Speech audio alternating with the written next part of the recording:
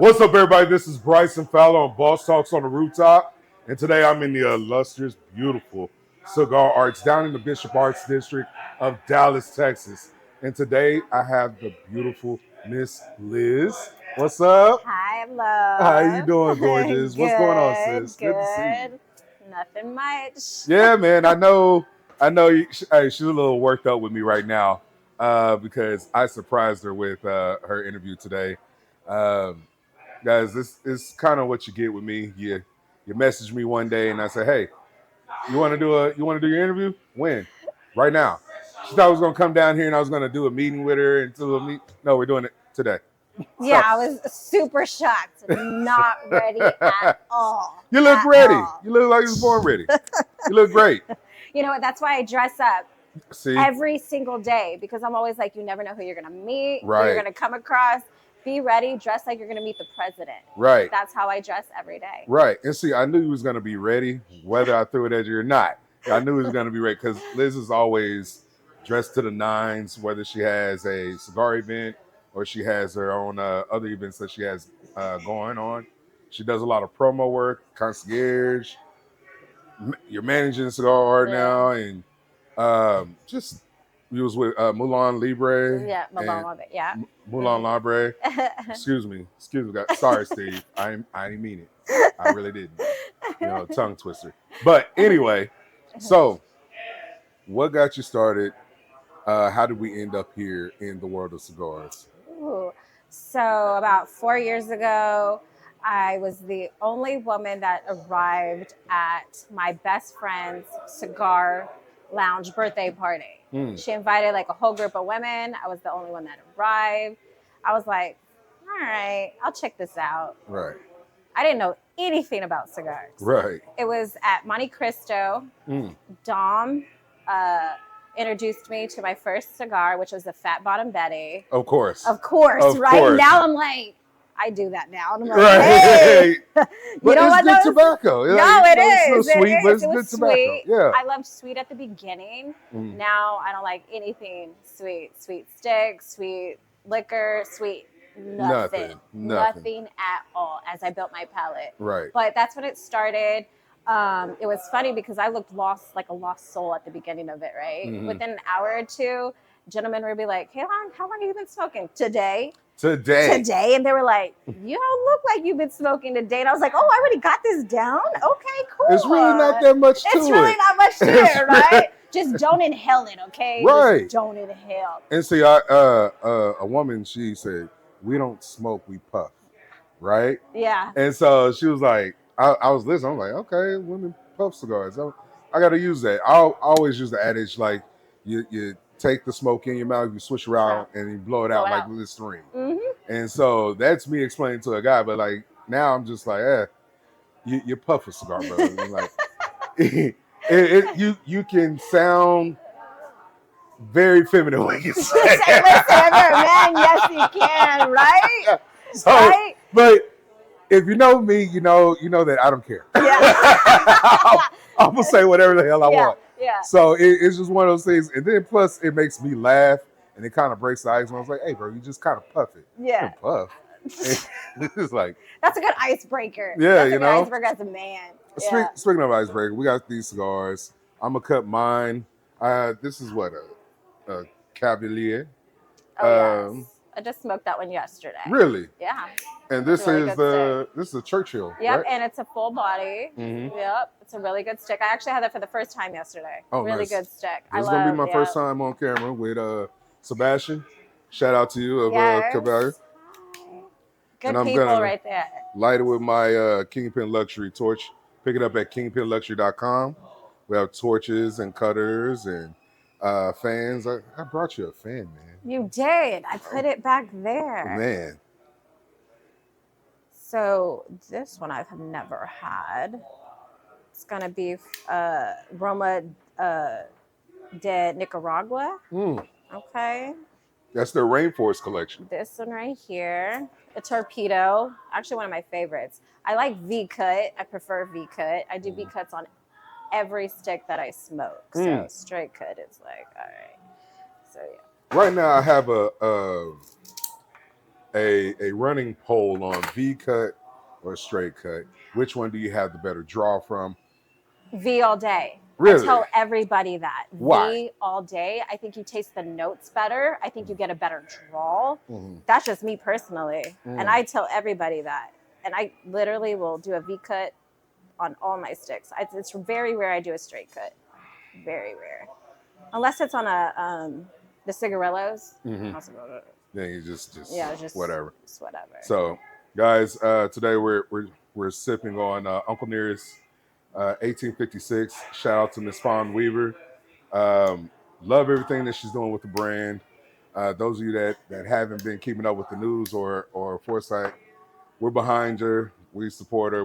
Because one, I love whiskey, and two, it's a really good whiskey. So, cheers to you, Liz. Cheers, friends.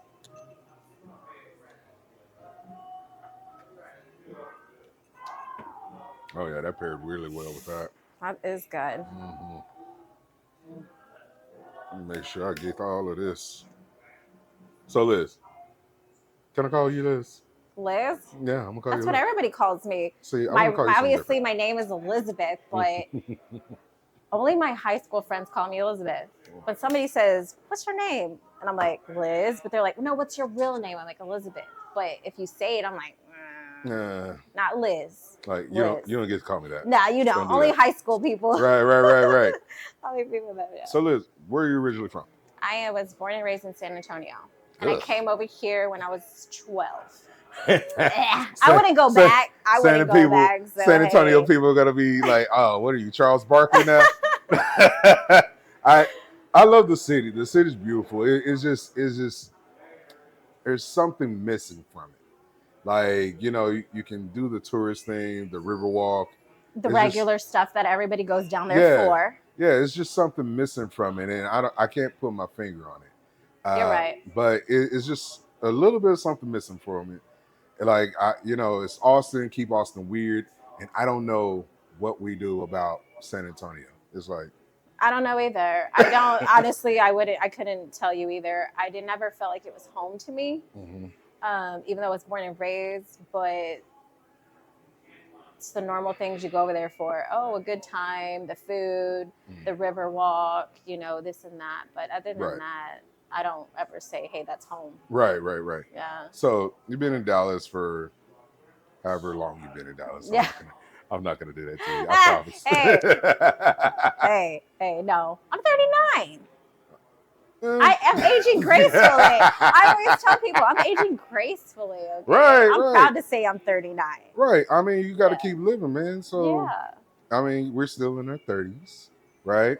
So, you're big mental health professional. Yes. Right. And you do a lot of work with the youth. Yes. So tell us about that journey into your mental health profession.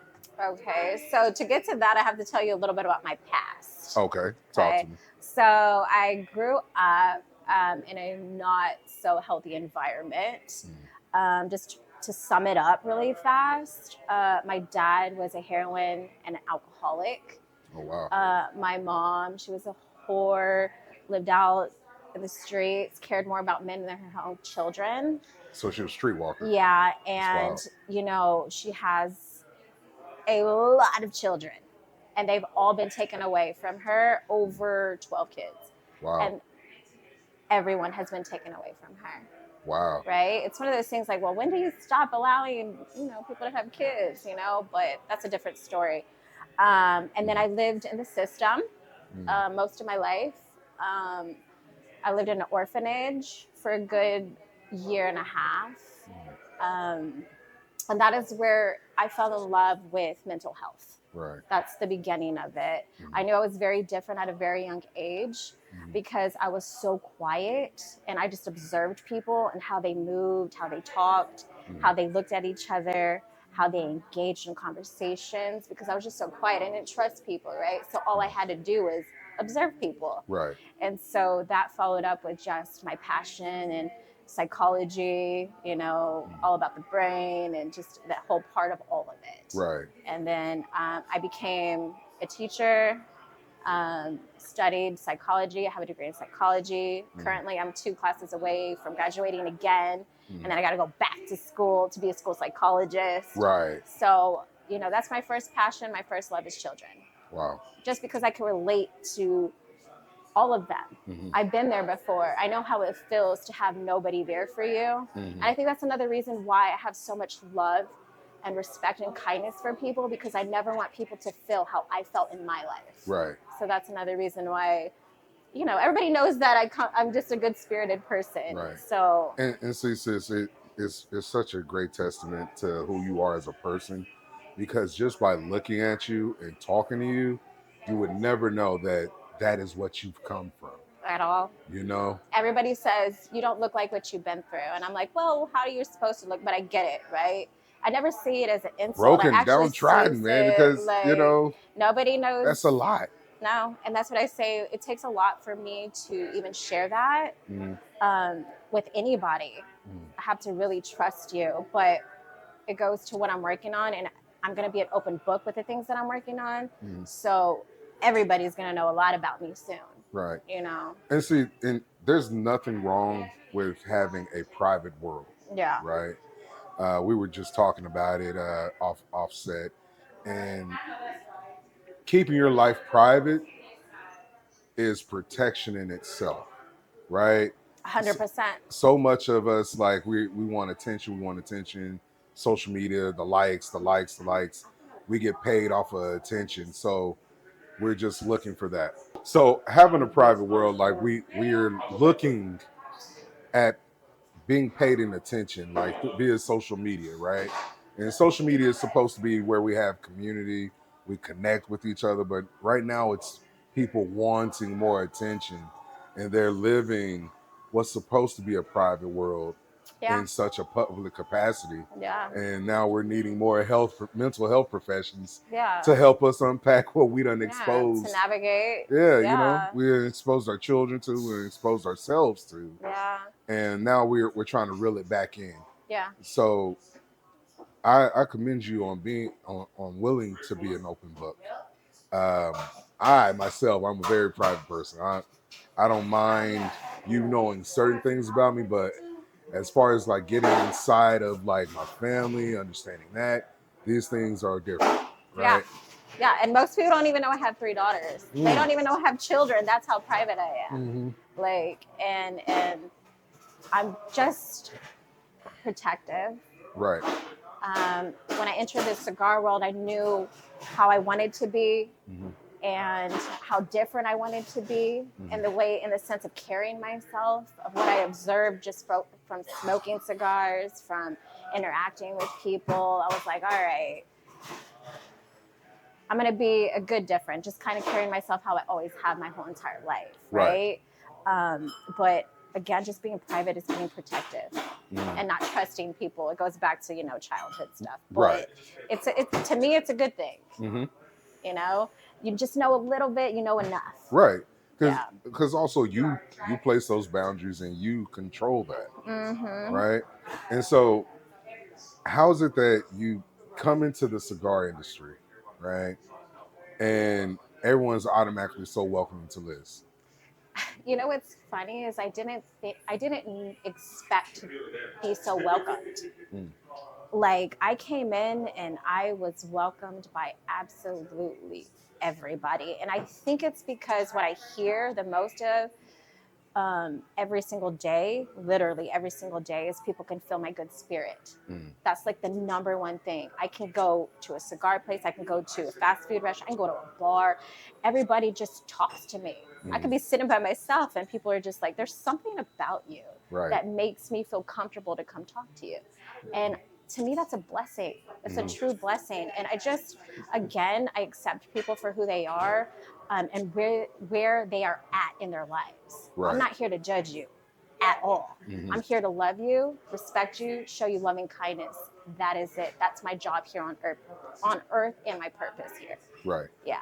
So when you go to God at the end of the day, God's not going to ask you about anybody else's sins but yours. So at the end of the day, that's why I don't judge nobody. Yeah. One conversation I would like to have with God is, what cigar he smokes.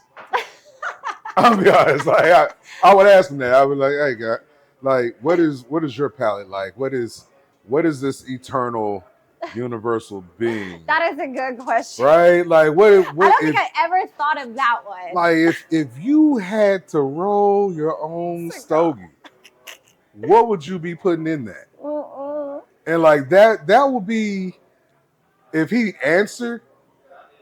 I think he probably wouldn't answer me because then I'd be talking. I'd be like, "Hey, bro, God already told me he's smoking this. That what you got over there is some bull." Oh Like, my God, that is funny. So I mean, love I would that. ask him that, and I Yeah. would want to know what his palate would be like. Like it'd probably be something that I wouldn't understand. Yeah. But that's just me being an outward thinker like Yeah. that. Yeah. So, with you, what is your palate like? So at the beginning, obviously sweet. Now my palate is I smoke nothing but full bodies, Maduros. My go-to stick is going to be the Liga Provida number 9 or my father, the Judge. That one right there is my Jesus. all-time favorite. Man. Literally my all-time favorite. Obviously, I Man. love everything Cavalier. Hi, Sebastian. What else, Sebastian? Yeah, so always supported him. Good people. But nothing but full bodies. Yeah. I can't, a Habano, I'll just smoke here and there, but very rare. I'll do a Connecticut. Very rare, I'll do a Connecticut. Yeah. I've gotten into like just smoking all of it. Yeah.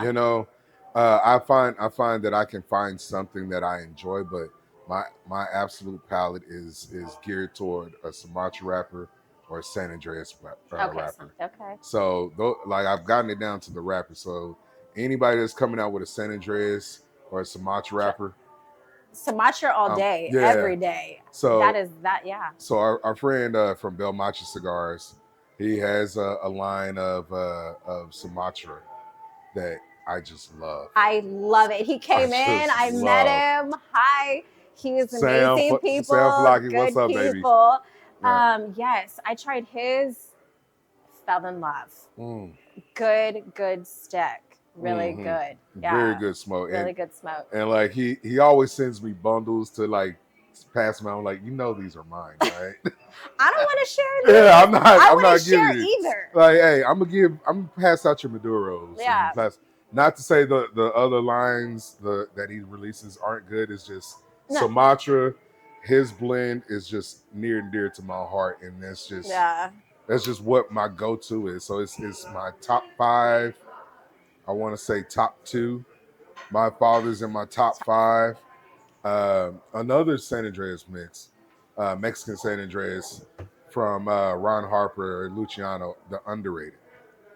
The underrated, okay. The underrated. Is one of my like. Yeah, we have that. Hey, let me grab that. I'm cool. It's like a $9-10 stick, but it surprisingly smokes like it should be $20. Yeah. So thoroughly enjoy that. Now, you've been working in the cigar industry for how long now?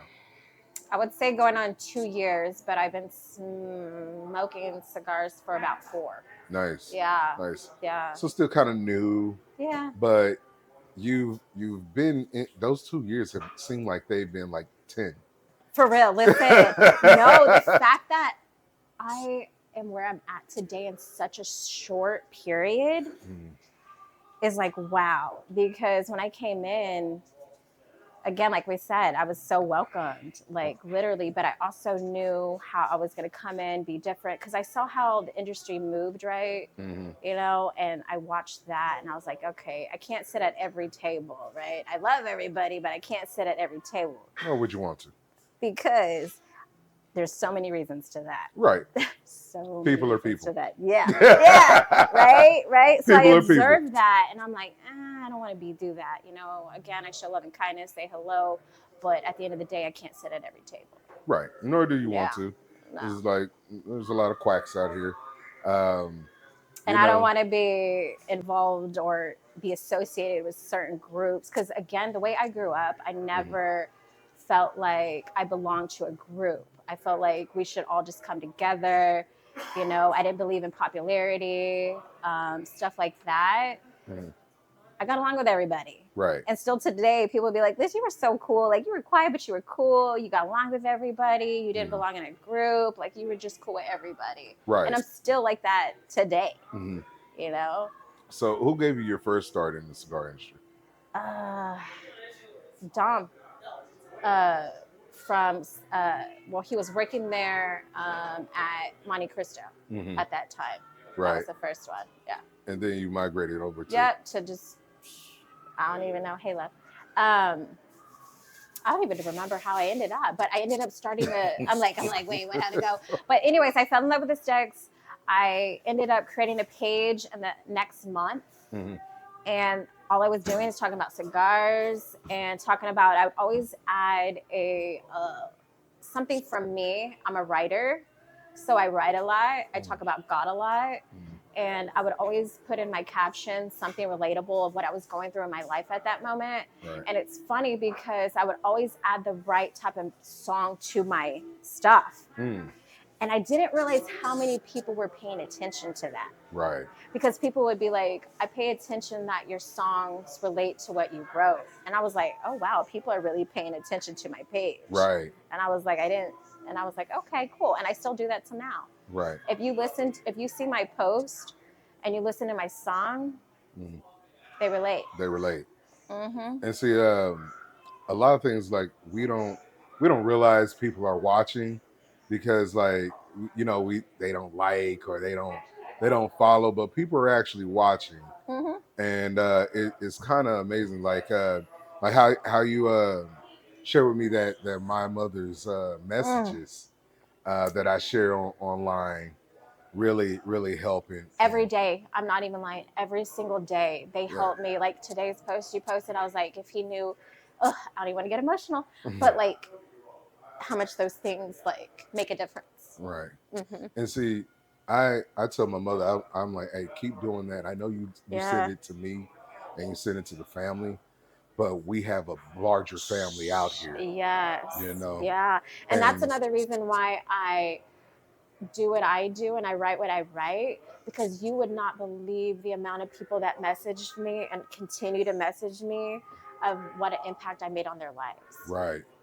And I don't go in depth about certain things, right? But I give them like this brief thing, and it could be just relating to life or what God says and how we should do, love people, and you know, all these different things. But people are watching. Right. People are looking. Right. Even if you don't get those likes. Right. And that's another thing that I don't focus on. Can't. I have never focused on likes, comments. I continue to do what I do because it's a love, it's a passion. It's something that I feel like I need to go and share. It's therapeutic for me as well. Right. So I don't care about the likes. I don't care about if I'm well known. I don't care about fame and being all these other things. I do not care at all. And see, my pastor, one of my mentors growing up, he always said, like, if you're looking for this, you're gonna be living in agony. Yeah. The work that you're supposed to be doing for God, you're gonna be doing it in vain. Exactly. And when he said that, like, I was like, man. He said, so make sure whatever you're doing, if it's for God, let it be for God. And that's exactly what I do every single day of my life. And again, I'm not perfect, but for the most part, everything that I do, I'm like, all right, God's looking, God's watching. If I'm fulfilling my purpose that He put me here on earth for, that's what I focus on. Right. That's the only thing I focus on, to be honest with you. Right. Yeah. And that's how we should be. So you're writing and you're working on something. Can I get in your business? Just a little bit. Can I get in your business just a little bit? I've been working on this for so long, and I'm always so nervous to put it out for so many different reasons. But I'm getting there. I'm getting there. I'm just going to be working on things when it comes to mental health and cigars, something that I've yet to really see. I don't want to speak too much on it, but it's going to be also about my life story from childhood to now. From, you know, I was married 22 years, something that nobody knows. How? I know, everybody says how. Liz, how old are you? I'm like, oh gosh, please. How old are you? Like, everybody says Are that you to like me. 60? I know, right? Everybody's like, I'll say I have a 21-year-old daughter, and they're like, how? Where? Liz, where? What? Yeah, I have 3 daughters. 11. I mean, 21, 15, and 12. You know, and they're just always shocked when I say that. But yeah, I was married 22 years. I became pregnant at 17, had my oldest daughter at 18. Recently been divorced 2 years. That's a story in itself. Right. I dealt with a lot being a stay-at-home mom for almost 22 years and being a housewife. Something that a lot of people don't know either. You go through a lot of mental health things when you're only being a wife and you're a mom. Right. And I was a wife and mom due to how I grew up. I didn't want nobody raising my kids just because I seen a lot of things in my life. Right. And I had trust issues and all types of things of why I was a stay-at-home mom. And my ex-husband at the time, we both just agreed on it, you know, and this and that. But being a stay-at-home mom and wife for that long, you deal with a lot. Absolutely. You lose your identity on who you are. It wasn't a healthy marriage. I dealt with a lot in that in itself. You know, I'm ready to talk about that to help other people, you know, and then dealing with divorce, still dealing with divorce. Right. And the battles that I face now. That's 22 years. You're not going to, I thought it was going to be get rid of that over 2 easy. years. I thought it was going to be easy, and now it's become ugly. And I just never thought that it would be where it is at now. And again, it's a lot. You got to be fair to yourself, man. Yeah.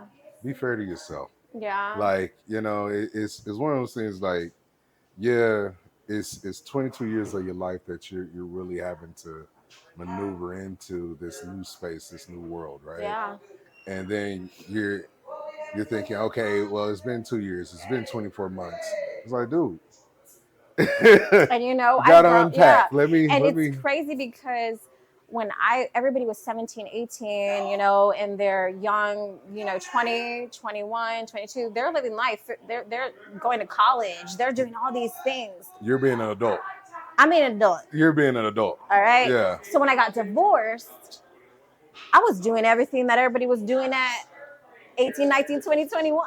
Right. Because I never experienced it. You never got to. But then I was being judged because I was going through this. Right. Everybody was like, well, Liz, you're this or you got like, and I'm like, only if y'all even understood my story. But I wasn't acting wild like, you know, like. You were just outside. I was just outside. You're just outside. And everybody was always like, Liz outside. I'm like, listen, I ain't outside like that. But I am outside enjoying life. Right. I'm experiencing.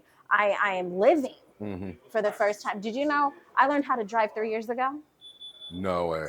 Yeah. No way. Not 3 years at all. ago. God. Yeah. Oh, so you're really outside. Okay. Yeah, I was like, we need to stay out of your way on the road. No, not necessarily that. Not necessarily good luck, everybody that. else. Actually, I'll say this. I think I'm a pretty good driver, but I drive really fast. Okay? Yeah, like I'm a fast driver. All right, Liz, you're not driving this home. We're gonna Uber, okay? That's what. Bottom line. If Liz say, "Hey, I'm good," hey, no, guys. Oh my God, yeah. No, guys. Listen, why everybody say No, I'm guys. good? That's like a sign of no, you're not good. No, you're Liz. not. No, you're not. No, hey, call No, Liz the Uber. Yeah. We'll all Uber. We're gonna get home safely, okay? Don't even worry about it. Yeah.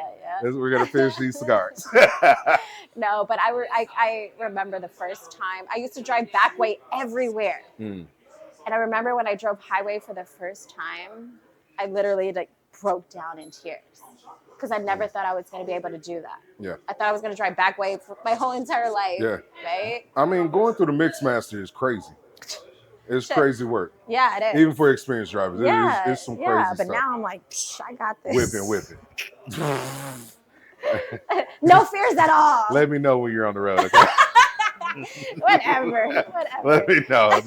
Just hey, I'm driving. All right, I got you. Hey, be safe. Whatever. So, you talked about how cigars and mental health that hasn't been brought together, right? Yeah. So, what has cigars done for you as a mental health aspect, as a break? I feel like I'm a free therapist. Yeah. Yeah. I am not even lying. Yeah. Like, I feel like I'm a free therapist out here, but no, it's community. Mm-hmm. You never know who you are going to sit by. Ever. Ever. And it could be, everybody's coming from all walks of life. And I absolutely love it. Yeah. I always want to hear people's stories, where they come from, what you're dealing with. I want to always be that listening ear that everybody could be like, man, I could go to Liz and she's just going to listen to me. You know, cigars just brought community. I've never felt like I had more of a family in my whole entire life until I got into the cigar industry. That's powerful. No, it is. That is like, very I could powerful. literally break down in tears because I never felt part of something until I got into cigars. Right. And see, everyone always asks me, like, what got you into cigars? I'm like, well, I've tried to smoke several different things, like cigarettes. I tried to do the hookah thing. I tried to vape for a little bit, and it just didn't satisfy me to where the way cigars just feels right. Right? It feels right, and then the networking aspect of cigars just played right along into like what I like to do. Yeah. I like to sit down, especially since football season started. I like to watch football, have a good Vitola, have a good whiskey, and watch my Cowboys torment me for like the next 2 or 3 hours. Yeah. So, Yeah. and with that, I get to sit around either like-minded individuals who love football or love my Cowboys. They can be tormented with me just as well, and we bond over a cigar. Yeah. And so, like, everybody's palate is different, but we come unified through the leaf. Yes. And so that's one of the biggest things that I loved about this community, this cigar industry. Yeah, I 100% agree with everything you just said. So, Liz, what are you working on that you're ready to release into the cigar industry? I know you're working on something. I want to know what that is and how we can connect and support you in that way. What are you working on? So what I'm working on is a page where I'm going to be talking about life, mental health, struggles, if it's being a parent, being a wife, and about relationships, anything and every single thing you can think about that we deal with in life, I'm going to talk about. Nothing's going to be off limits with me. From my story, from the beginning to now. But mostly it's going to focus on mental health, but cigars. Right. Cigars are going to be included. And pretty much that's it. I'm going to be telling my story, basically writing a book without writing a book. Right. A manifesto. Yeah. Listen, everybody's like, Liz, you need to write a book. You need to write a book. And I'm like, well, basically I already am writing a book. But yeah, pretty much mental health and cigars. Something that I've yet to really see. And I feel like in the cigar industry, we really need that. Right. We really do need it. I'm also working on, something else when it comes to, I have a really strong faith and a really strong relationship with God. So I'm working on something with Bibles and cigars. That's powerful. Yeah. That's a group that comes with Bibles and cigars. I'm going to host that hopefully in the next month or two. Getting that together, working on that, something that I am passionate about as well. Nice. Sharing the word. Right. Right. And having a smoke session and we have Bible study. Yeah, basically that's it. I actually love that. Yeah, I guess something else I really yet to see down over here in Dallas. Yeah. Yeah, I'm sure it's out there. It's out there, but I don't think it's been brought in this way or in your way. No, not at all. So I want that to be something else that I'm working on. Yeah. I love that. Yeah. How can we find you? How can we connect with you? So I'm under Liz_CigarLuna_. You can find me on Instagram. That's the only social media that I have. Really? I know, really? I'm literally, that's it. Literally the only no TikTok, thing, nothing. No Twitter. Nothing because no Twitch. Nothing, not a dang thing. Not Facebook. Not Facebook, nothing. But I am going to be working on a Facebook soon. It's just like, everybody's like, Liz, they assume I'm on social media like that. but I'm not. Right. I'm really not. I post, browse a little bit, I get off. I want to enjoy life. Mm-hmm. So, but I'm working on being better. I'm working on being better. Right. Well, Liz, I appreciate you coming through. No, I appreciate you, love. You've Absolutely. always been good Always. since day one. I appreciate Since that. I day try one. to be. No, for real. I really do. I know and sense good people, and you've always been that since day one. Thank you. Yeah. See, people, I'm but no, guys, remember to like, subscribe, and share the channel. And remember, storms don't last, but your home should. Peace. Two things.